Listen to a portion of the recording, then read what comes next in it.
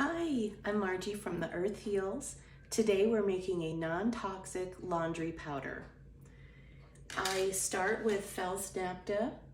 You can also use the Bronner's cast iron soap.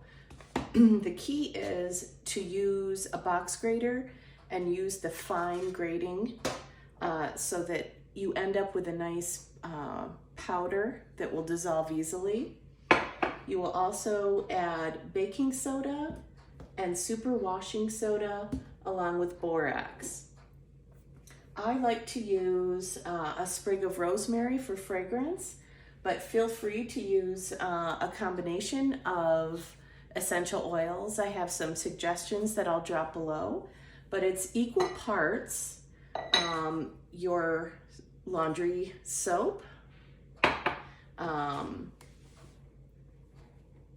and that's why I really like this recipe, because it's equal parts of each ingredient.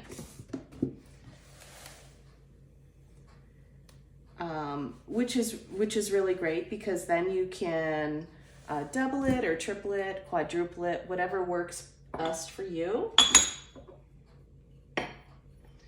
And what you're going to want to do is you will use a 1/4 cup for small loads and 1/2 cup for large loads.